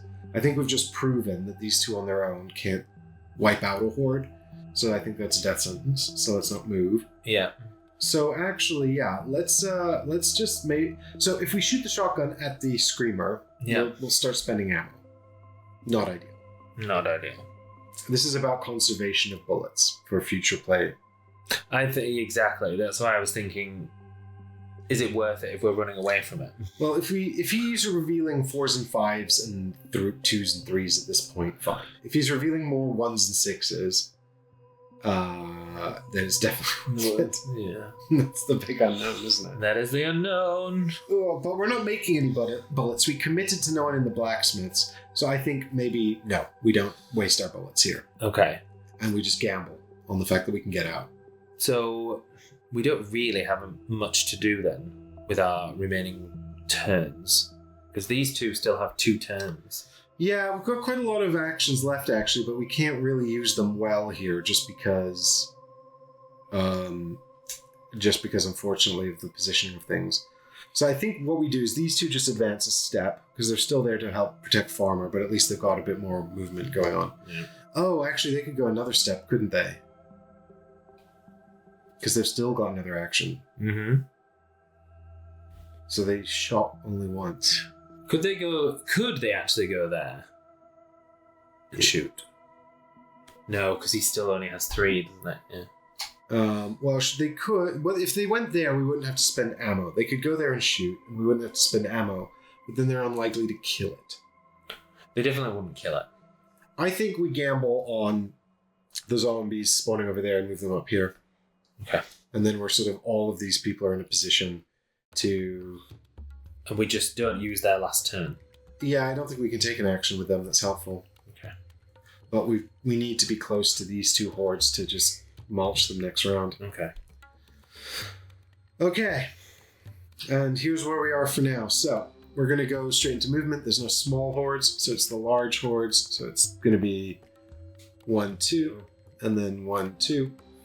And this one's going to go 1, 2, and just rain zombies onto the farmer. That's scary. And then the jumper goes 1, 2, and the screamer is going towards the farmer. So it's 1, 2, 3, 4, or 1, 2, 3, 4. So you can either drop down or move over here. I don't think it matters, really, for us if we're not shooting. Yeah. Okay. Good. So now it's the attack on the farmer. So we're just going to use all our reactions again. Yep. Commit everyone. Commit everyone. Do you want to do farmer first? Might as well. So we start with 2 from the action transfer because we are at range 2, so the fixer can help. So he gets 5 dice at 4. 5 dice, looking for 4s. Oh, just 1. Does he have a reroll? Yes. Okay, we'll try 1 more. Nope. Oh. Okay, well, lucky he's got good friends. So Meditech at range 2 is 5 ups. Yep. Imagine if this just whiff everything. Oh, God. Oh my god. So it's 1 more, Yep. and she gets a reroll. She gets a reroll. Okay. This is not good. Okay. Now it's the Sentinel. He's got 4, looking for 4 ups. Yep. Oh my god. Has he got a reroll? No? Nope. Okay. Now it's the Signal Corpse. It's range 2, so he's got 3, looking for 3 ups. Oh, come on, man. You can just finish this for us. Come on, Signal Corpse. Yeah! Yes! Boom. He's a good lad. He always Takes off the last few with his headshots. There we go. It's out. That was nervous. God. It's getting heart palpitations. I was like, oh god, I'm the farmer. We've saved the farmer. Okay, brilliant. So now it is time For spawning? Spawning more. So no event this time, and actually just a horde on 3. This is quite a nice card. Huh. That's generous. Yeah. What's the screamer gonna get us? Horde on 6. Bummer. Uh-oh. I don't like that. That's not great. No. All right, this is fine.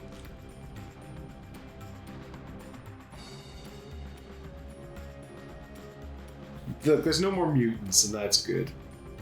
All right, reset all the actions. Let's keep going. Okay. I feel sick. So I think we start with... Moving him to. well, it doesn't matter. I think we need to kill that horde first.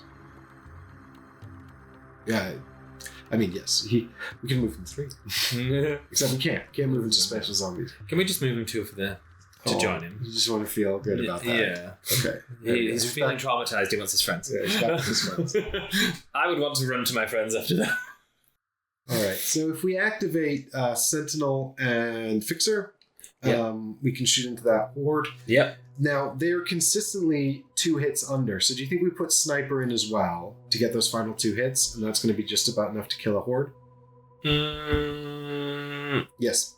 Okay. The answer is yes. So it's Sentinel and Fixer and Sniper.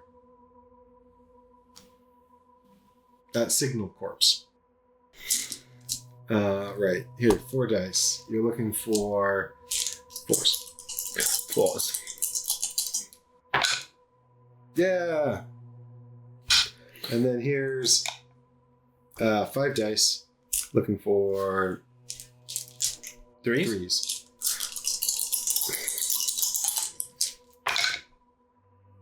2. Okay. Now here's 3 dice on 3s. You're looking for 1. Very wise decision, including the... They're always 1 or 2 under. The Sniper, I think, can be relied upon to add 1 or 2. So. A very smiley, smug-looking I told you face. It's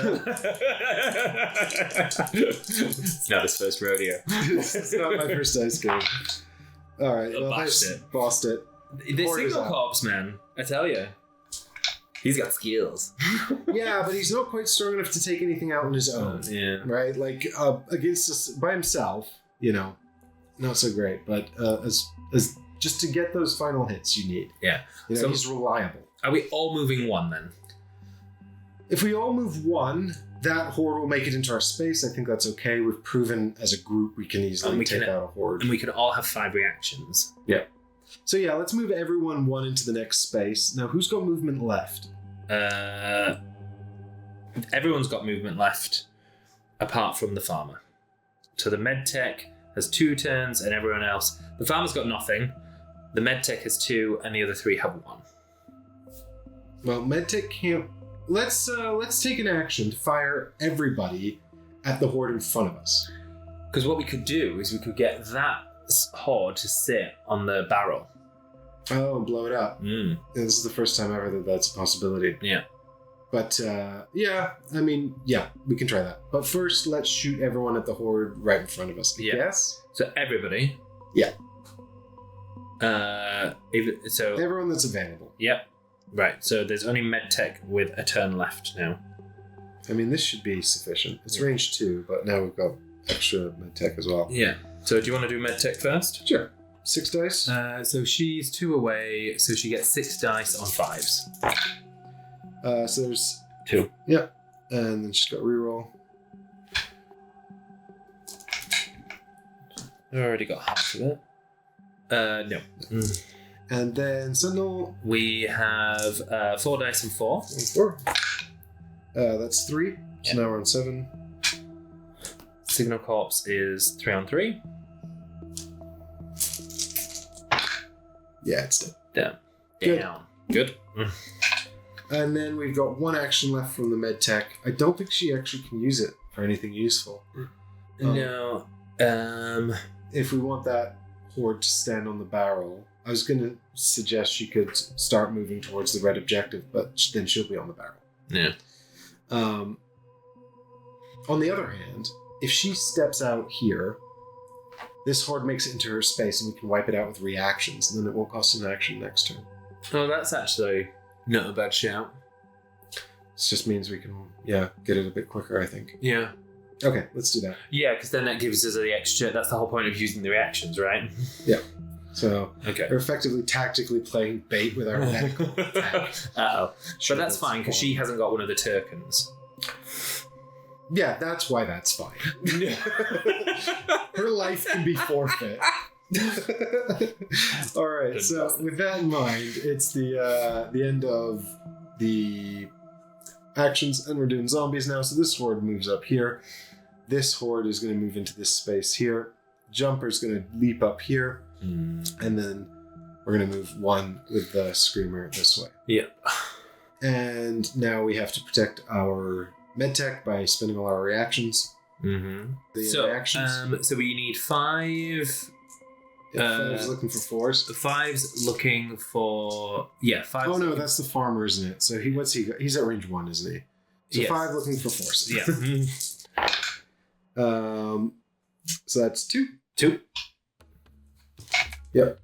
Then we've got the medtech. She's got 4 dice on 3s. And that's 3 more. Sorry, did you have a miss because he has a reroll? Oh yeah, we'll do the farmer's reroll in a minute. Yeah. Okay, so that's that puts us at 7, doesn't it? Yeah, and she's got a reroll. Oh, so we'll do the medtech. Her reroll is a hit. Killed it then. That's dead. Overkill. Okay. There we go. Wise. The best kind of kills are overkills. All right, so that's the end of that. So here we go into spawning more enemies. First, we've got a horde on 1. That's not ideal. Yeah. And a mutant creature on 5. Which is up here. Which is okay, I think, at this stage. Depending on what it is the grunt. So the grunt's thing is it's basically a slightly weaker horde, but it's going to beeline towards the nearest objective, which happens to be red. So the grunt is the only zombie that prioritizes objectives over survivors, but if it gets onto the objective, it destroys it. So it just wants to destroy things that we value, which makes it the worst kind of zombie. I wonder if it's that kind of zombie as well that would just jump on this building and be like, oh, a big drop. Don't care. Yeah, that'd be pretty cool. Currently, the double sides are impassable. But yeah, the grunt could definitely just fall off that and keep going. Yeah. Unfortunately, the grunt can climb, but nobody can climb double levels. And then we've got another horde on 5. So a horde with the... That was lucky. Yep. That was lucky that we pulled those in that order. So just they sit together, did they? Yeah, they'll be in the same space. Hi, friend. If zombies can have friends. Zombies. There is definitely a capacity for these areas, but I think those two can share space. Yeah.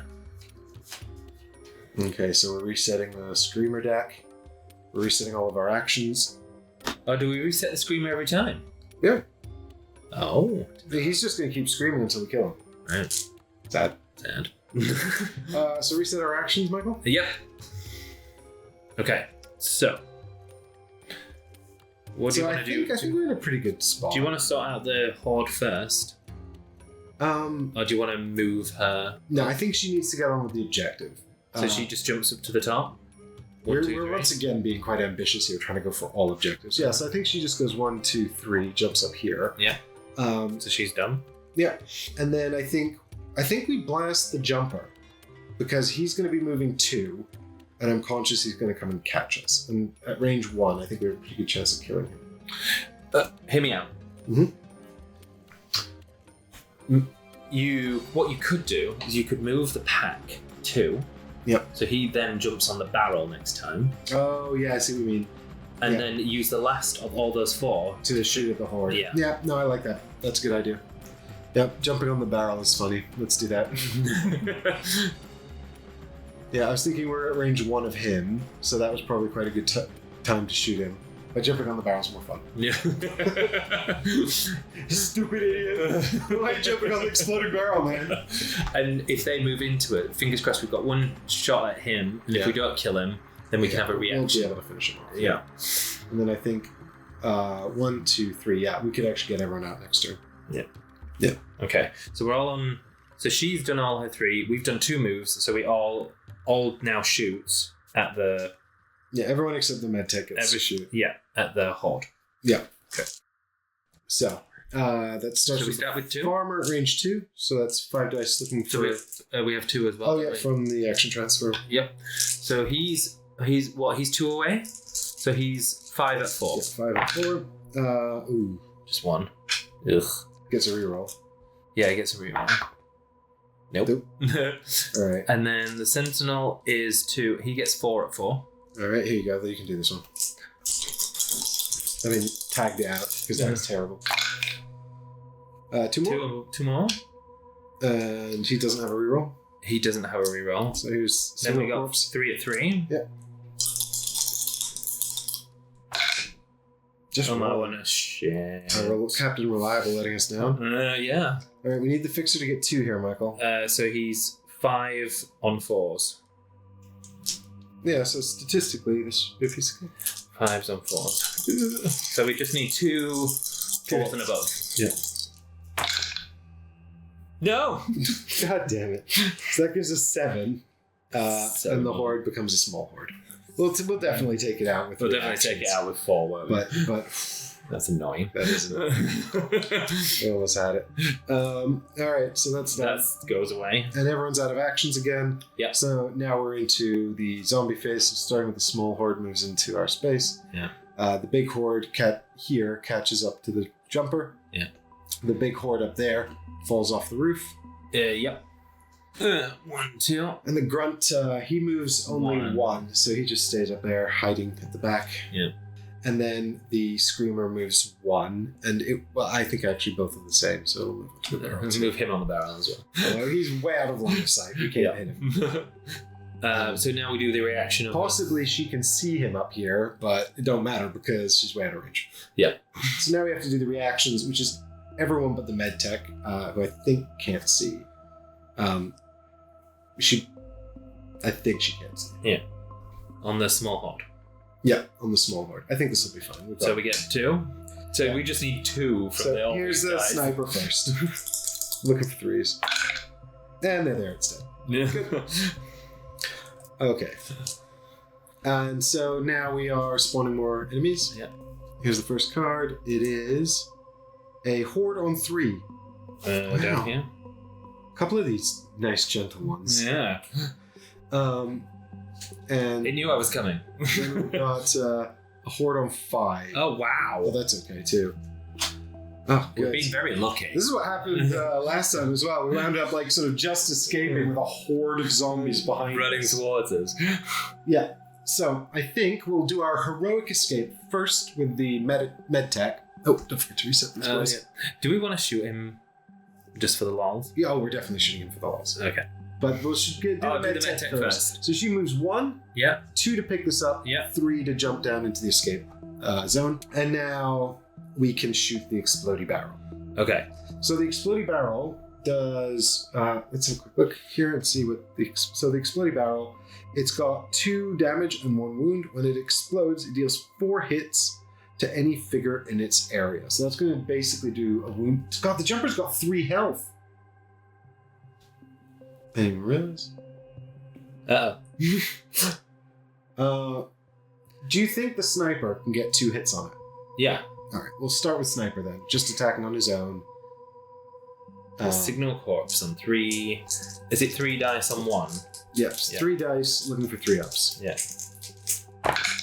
Yep, there's 2 hits there, so that explodes the barrel, doing a wound to the jumper. Yeah. We'll put a little wound token out here to show that. And then, so we didn't actually technically attack him, so I don't think he gets to use his ability, which says when attacked, before applying the hits. Maybe we should give him a chance to evade the explosion. What do you think? I mean, that's very nice of you. Well, I don't thematically, he might jump out the way, right? Right. I just want to kill him. Here you go. Roll 2 dice, don't get the same number. I will. I just know I will. Oh, It's so close. unfortunately, he's caught. Jumper got. Alright, so now we'll just fire everyone into him, I think, and turn him into mulch. Yes, because we just need 1 action to move, don't To we? the escape zone, yeah. So if we whiff, we'll just run away. Yeah, exactly. So then he goes on to 2, 1, 1, and 1. All right. So But he only needs 3 hits rather than 4 this time, doesn't he? So we only need 6. Yeah, we need 6 in total to wipe him out. So I think we've got a pretty good shot. I think we've got a pretty good shot. So 5 on 4s. Yep. And there's 4. He's dead. Just the farmer's just like, no. Oh wait, no. Hang on. Oh yes. We have to do all of them. I mean, this is enough to kill him, right? Yeah. So the extra we roll doesn't matter. But now You've got to do the double. No, you've got it. Oh no! Don't make me do it. Well, if you get doubles, we're in trouble. Oh my god, nearly again! You're just stressing us out over here. Oh my god. And then they've all got 1 action left to reach the escape zone. Yeah. There's not, Do. fortunately, any zombies that can reach us in the zombie phase, so we're all safe. Once again, just a massive horde of zombies chasing us off of the map. This is kind of what happened last time, isn't it? Yeah. It's just like all the stuff we chose to ignore. We were incredibly lucky in the fact that things kept spawning on 3s, 2s, and 5. Loads of things could have happened on 6 and 1. Yeah, if we'd had lots more on 6. We were unlucky that the Screamer spawned on 4, but we were quite lucky that after that, a lot of things came out on 5. Yeah. After we'd just got the blue. Level down then. Yeah, because if things are spawning at 5 while you're going for the blue token, it can be really easy to get stuck on top of the bank. Yeah. And that's a problem. So that's good. So everyone can come home back to the colony to see what's happened. Oh, they're going to be very upset. Old, I don't know, Sheila got lost on the flamethrower. Yeah. Flamethrower Sheila's dead. It's real sad. It's going to be a funeral. But first things first, Michael, you're going to need to do some adminning. Oh, I love adminning. The Meditech puts her shotgun back into the weapons, and the Signal Corps gets to put the Molotov back as well. So these go into the sort of the communal armory up here. Yep. Cool. So these are the ones we've made. This is the blueprints we have for guns we can make in the future. Got it. And we get 3 bullets back. Oh, so we go back to 4. Yeah, we go back up to 4. We didn't need those bullets. Should we do it on the next line? Yep. You can manage that however you want. Cool. So, Michael, we've got all 3 objective tokens. We Look do. at that. The Fixer got green, the Medtech got red, and the Farmer got blue. Yep. So, we're going to go ahead and add to the store there 1 gasoline. 1 gasoline. No bullets. Sad. How much water? 2. So we get 8. No, that's not enough. Oh no. Oh, we're going to make some more water in a minute. Oh, loads more water. We're going to be fine. Okay. 4 food. 4 more food. Yep. Which takes us to 12. Brilliant. 2 wood. 2 wood. Yay, we get wood. Yeah. What's next? Plastic components. 1. So we go to 2. Great. Metal components. 0. Still on 0. Sad. Electric components. 2. 2! So you can make some new transistors for the radio. Turn that radio on. Get talking to people. We've got wood for sheep. I'd be good on the radio. I like talking. Yeah. The radio's out of batteries. How did this happen? We put all the colony's power is gone wasted on the radio. And then what would happen as well is if we had any new survivors, we would give them out to players. But we don't have any new survivors because We didn't find any. but you could find them.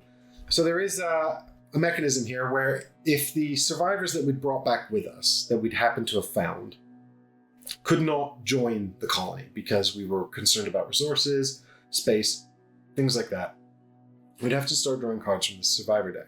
We would create a discard pile here of people who have been... Oh, well, there we go. There's a rotten one right off the bat. So most of them are blank.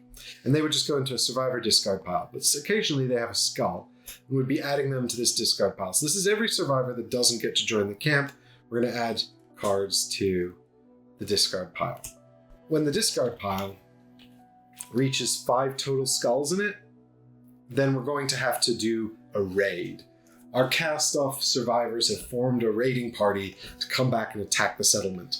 But that would happen now if we were... Unlucky. Yeah, well, if we had to decide the fate of survivors. I think given that we lost a few, we could probably accommodate them in the camp. Yeah. But also, we have quite a good food situation in this prototype setup. In the actual game, I think... Might not have the food. Food and water is going to be really tight. So then we would actually do the raider phase. So that would happen now. Mm-hmm. If we had triggered a raid. So yeah, I'll show you that now. Can I have the raider deck, please, Michael? Yes, right at the top. So if we had cast off survivors and then we had to deal with a raid, we would have a raider deck here with escalating levels of attack. So we'd flip over the first card, and this shows us again the direction, just like we saw with that event. So they're attacking from the east, and we're going to resolve this just like we did before. It says, in the dead of night, gunshots shatter the silence, jolting the entire colony awake. Raiders attempt to breach your defenses, their silhouettes barely visible in the darkness. Alarms blare as defenders scramble to their posts, adrenaline surging. The clash is fierce and relentless, with gunfire lighting up the night. So their attack value is 8. So we're going to check our defenses in the east. It's 1 barricade, that's 1. So we go down to 7. So if you don't get it to 0, then you have to progress to level 2. So we failed because 7 is not 0. So now we have to progress to card number 2. Oh no. So level 2, now we check 7 against this. 7 is 5 or more, so we discard 1 level 3 or level 2 structural card, if any. So we don't have any, so we wouldn't get rid of any now, but that's real bad. You'd lose a structural card. And then you have to discard up to 3 water and food. Also bad, so they're stealing our water. They've broken something and they're stealing our food and water. Because the attack is still ongoing, we follow the arrow down here, and it says, a survivor scans the radio for help. So we're going to check our radio, and it just so happens we have a survivor on the radio at the correct frequency with the transistor on. So that's very fortunate. You didn't even know that was going to happen. I didn't. No, that's just... I tell you, when in doubt, always B. Always B. It's the old multiple choice system. So if it works, raise defense by 3. So the 7 goes down to 4. Unfortunately, that's still not 0, so it failed again. So we have to move on to level 3. Oh no! So on card level 3, we're now going to check down here. 4 is right here. So we're going to have to discard 2 survivors. Wow. And then finally, the raiders have left. Now it's time to count the losses, assess the damage, and do your best to move. So that's how a raid works. But fortunately, we don't have a raid because we didn't even find any survivors. So we don't have a discard pile yet. No one's mad at us yet. So having successfully gone without a raid, not pissed anyone off, we can move on to turning on the colony. So the first thing we're going to do is check the power generator. It's got someone to operate it. So we spend 1 wood to turn that on. Brilliant. I think we definitely want to do that. 1. Yeah. And then we can check the farm. So we've got 2 survivors getting water, so we get 10 water. Oh, so now we're up to 18. Yep. And 2 survivors getting food, so we get 4 food. So now that's 16. Which I think is just enough to feed everyone. Cool. And then we've got nothing going on in the medical bay. We can build some more. I think that's actually it for income. Yeah, that's all of our income at this stage. Okay. So, yeah, we could have made bullets in the blacksmiths, but we didn't. Mm-hmm. We were great. We didn't need them. Correct. We were great. We didn't need them. So now we could make guns and buildings here. So why don't we have a quick look at the things we can make to improve the colony? We've got these blueprints here for structures and things, but we only have 1 level 1 that we can build. The rest are level 2 and up, so we'd need to upgrade the power generator. We could build the level 2 power generator as well. But we don't have 3 plastic and we don't have 1 metal, so we can't build Rainmate to help us collect more water. Sad. And we could also make this Winchester rifle. This is a blueprint too, but we need 2 metal components and a wood. We do have the wood. We still don't have any metal components, so we can't make the Winchester rifle either. Bummer. So. And we can't make any more food then? So in order to improve our food situation, we do need to build the level 2 power supply, but that requires... The vapor engine requires 3 metal. We have none. 3 electrical parts. We only have 2. Yeah. And 2 plastics. We have 2 of those. We have 2 plastics. So we're on our way, but we need to find some metal. Right. So we need to find an exploration mission to get us some metal, because we're dead out of metal. So now if we decided to go into the medical lab, we could create more medicines, but we haven't. Mm-hmm. We can, over here, create additional parts because we've got someone in the workshop. Okay. But the only thing we can do is create more electrical components. We already have one, so we probably want to give that a miss. Yeah. It'd be good to create another water pump, but or 3 more water pumps actually we'd get for a single electrical and metal component. We don't have any metal, so we can't do that either. So unfortunately, they can't do anything over there. So now we need to feed the colony. How many people have we got? Right, so we got 1, 2, 3, 4, 5, 6. We got 7, 8, 9, 10, 11, 12, 13, 14, and Larry, who's on training. Yep, 15. 15. Okay, and how much food we got? 16. And how much water we got? 18. So that's just enough. So we're going to go down to 3 water and 1 food. Uh-oh. Now, bear in mind, we can only produce 4 food in the colony phase. We're kind of in trouble now. But that's tomorrow's problem. I was like, I'm glad I'm not on the next mission. We can also give Larry his upgrade. So Larry's got the silent escape upgrade. Nice. And that would happen actually technically a bit later, but we've got to feed Larry as well. So now we check morale. So the good news is we're on morale 0. If we had failed to feed people or give them water to drink, this would have dropped. You can see it go. There are 3 brackets, and those correspond to the 3 cards on the side, which is green for normal, yellow for bad, red for very bad. Can I grab a bad card? You want a bad? Yeah. So we would draw bad card if we were in the middle box there, and these are I take it that's here, yes? -3. Yeah, exactly. So this is following an internal conflict, a group of survivors assaults the colony's weapons depot, stealing weapons and ammunition before fleeing.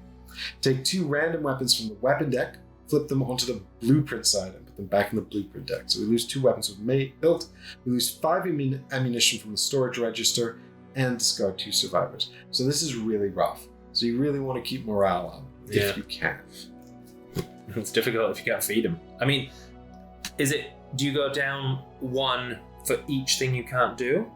It's not as bad as all that. If you manage to feed and water every survivor in the colony, then morale increases by 2, which we forgot to do in the video. Additionally, for every 2 survivors who go without food and water, morale decreases by 1. And now we go into step 9 of the colony phase, which is to distribute these people back out like we did at the start of the video. Yep. And then we get ready for the next exploration. Cool. And that's the game. I think we showed off all of the bits here. There is a second mission, which we actually talked about at the end of the last video as well. It's changed slightly in the new prototype now. This is the fight and resist. So in this one, you start in the yellow zone, and waves of enemies are going to come, and what you're going to have is a deck like this, which spawns enemies, and what you have to do is survive a certain number of these cards in order to win. Right. So you just need to, it's a race against time to try and sort of fend off the waves of zombies as they come at you. And you're going to get, so this is telling you it's 8 cards that you need to survive. Mm-hmm. You're going to get to start with a mortar, a machine gun, and this is an electric net you can put on the ground, and it holds a mob in place. So you set all those up here on your defenses, and then they're going to spawn down here and come at you. Got it. And if you survive, you're going to get all of these tokens. So you distribute these to your folks at the start. And there's that metal we need. So something like that next time might be what we have. Might be what we need. But then no food. But no food. And then everyone starves, and we have a really bad time. Yeah. So, many problems to solve in the ongoing adventures of Zombie Horde. But thanks everyone so much for watching. I hope you've enjoyed this video, coming on this zombie adventure with us again. We've proven we're incredibly successful, so hopefully we'll have a chance to play the game in the future and see if we can continue. I don't want to put this to the test. I don't want to join. I don't want the world to end, and I don't want a zombie apocalypse happen. Thank you very much. Yeah, so why not just simulate it with a board game so we don't have to worry about really happening. Yeah. But big thanks again to Dark Gate Games for sponsoring this video.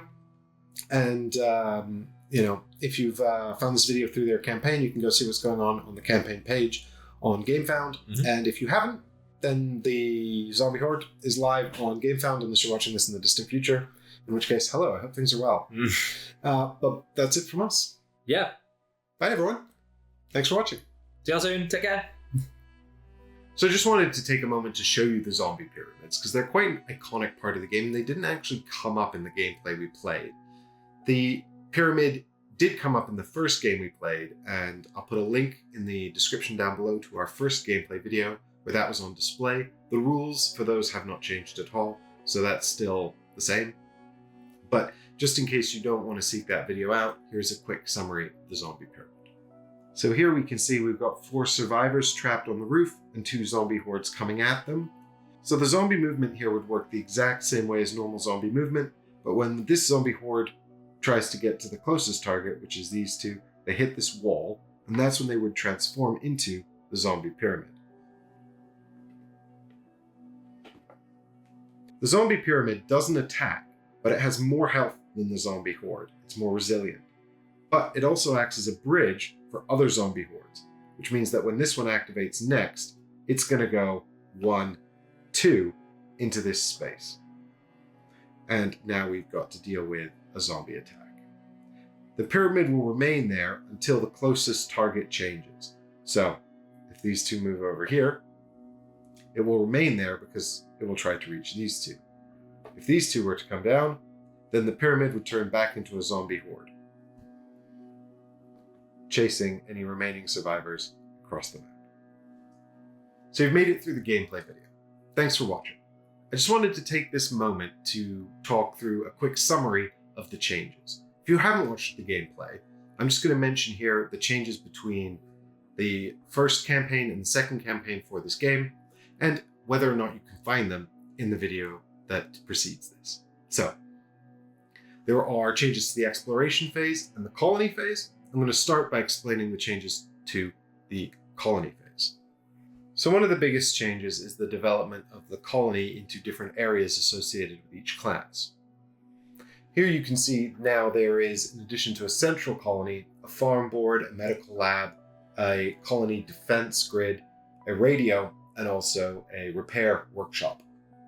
Now, each of these different areas is responsible for doing different things to help the colony, and the colony overview board here tracks morale and power and training as well, which we'll learn about in a minute. Each class has an icon on it which associates them with each board. So you can see the farmer here has a farmer symbol there as well. Likewise, the medtech lives over here in the medical facility. There are no specific characters associated with each area, so when you get a survivor symbol, they can step into the role of medtech. They can also step into the role of doctor in the ER or pharmacist in the medical lab creating pharmaceutical goods. It'll be up to us to assign these survivors across the different areas to manage the colony and its outputs to make sure we keep everyone alive. The colony defenses, as well as the pharmacy and these goods, the ER and the workshop, are all associated with this new event deck.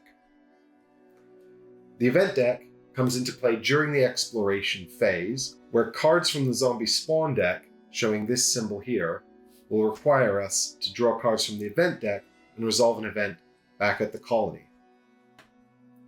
The event will show what board is associated with the event card and what must be done in order to resolve it. Once the event is resolved, we'll go back to the exploration phase. The colony defenses are going to be absolutely vital in order to help protect the colony. Over here you can see we've got resources that allow us to buy tokens which we can put out into the different sectors to help protect the colony. This will add defense values which will protect us against event cards and raid cards. I'll speak more about those in a minute, which might affect the colony. Here you can see we've got the Signal Corps icon. That's this board here. And so this is going to trigger a zombie attack on the colony. We're going to check our defense values. Not nearly high enough at the moment. Another new concept is raid. Whenever we come back from an exploration mission, we might have recovered new survivors who are going to come and live in the colony with us. Or we might decide we can't feed them, we don't have enough water, they're only going to bring morale in the colony down, so they have to go. For every survivor we kick out, we have to draw a card off the top of this deck and put it in the discard. If we reach 5 skulls in the discard, then we have to resolve a raid, where we draw a raider's 1 card and we check it against the defenses of the colony on the Sentinel's board. We'll have to continue through this stack drawing cards until we either reduce the raid value to 0 or the raid is done. You can see an example of me talking about this in more detail earlier in the video. This training function is also a new concept in the game. You can put survivors here between exploration rounds in order to train their skills. When you put a survivor in the training room, you will pick a role from the rules available in the colony. You can see, for example, here we've got 3 specialisms for the Sentinel. So by assigning this survivor to the training room, we've decided that they are going to become a specialist in the Sentinel class. We can pick any class, but for the prototype, it's Sentinel. Their token will be traded in with one of these 3 tokens, and we'll pick which color we want to replace them with. For example, if we want them to be more mobile and dynamic during the explorations, then we'll pick this tree here. We'll put a cube down here to show that they'll have this ability because we have a level 1 power generator, so they'll unlock this ability. As the power generators upgrade, they'll get more abilities, and they'll also become represented by this red token here. And now, when they go out onto the exploration phase, if we assign them to this character sheet, then we know that we've got our specialist here, and this character for this exploration will have this special power. In the full game, you'll be able to train up more figures in different classes and different functions, but for the prototype, we're just demonstrating this concept. So that's how the colony has evolved. And as you can see, a lot of that has to do with working with the exploration phase. So there are 2 minor changes to the exploration phase. One is the 2-tier buildings. The 2-tier buildings create more impassable areas. They also create the capacity to get stuck on top of buildings with only limited access and ways down. There has also been some updates to the jumper and the grunt mutant creature abilities. The grunt now seeks out nearby objectives and destroys them, so you've got a bit of a race against the grunt before it renders your mission pointless. And the jumper, which rolls dice to prevent all damage, so it's a bit more resilient to those. It's also got climb and jump, and it's quite fast. So, and probably one of the biggest changes is this event symbol here on the zombie spawn deck. So this event symbol means we're going to draw a card off the event deck, and something's going to happen back at the colony while we're out and about here on the exploration. These events can be anything from zombie attacks to broken pipes and accidents and stuff like that. The symbol at the top will tell you which board in the colony to reference and instruct you with some flavor text and iconography, what happens and what must be done. So I hope that's helped give you some insights into the changes in the game this time around. Of course, if you want to see all these changes in action with me and Michael, we've done another full playthrough of the game where we talk about some of these in more detail as well. And that's, of course, a part of this video. And, of course, if you want to see more of the game, you can always go check out our video from the first campaign, which shows how these things have been implemented and changed since then. Thanks everyone so much for watching. I'll see you in the next video. Bye.